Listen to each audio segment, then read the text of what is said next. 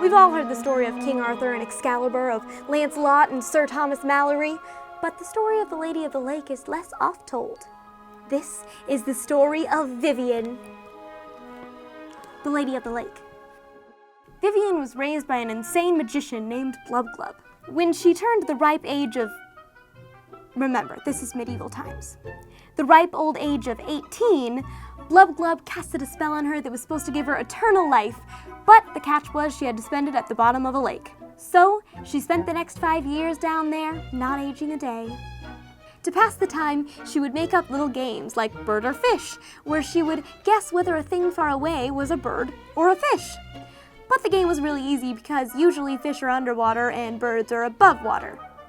She wasn't very creative. It was a sad, lonely life. Eventually, she found some sunken ships and made them her home. Then she found some skeletons and put them together as best she could and hung out with them like they were her friends. But they weren't her friends. They were dead people bones.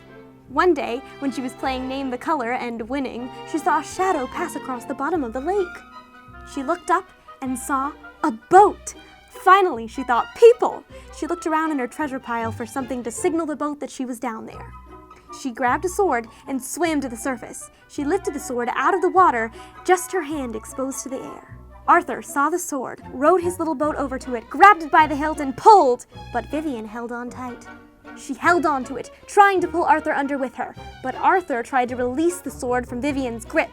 Arthur won, and the sword was his, and Vivian's hands were all cut up because she held it wrong. Arthur took it as a sign and declared himself king, and Vivian returned to her lonely underwater life to nurse her wounds.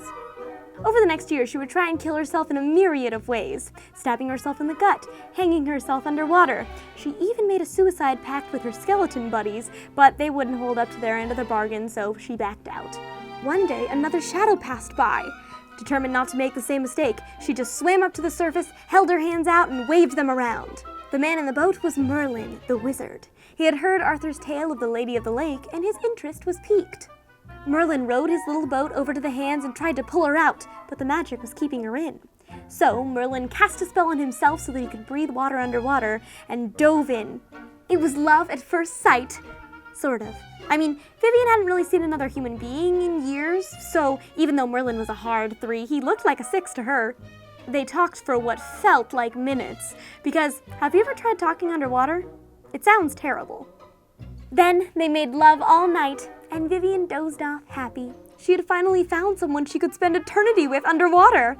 But Merlin crept away in the middle of the night and went back home to his wife and 6 children. So Vivian was doomed to spend eternity underwater with no way out. I mean, Merlin probably could have countered the spell or something, but who has the time? And he couldn't let his wife find out about her. Could you imagine? Yikes.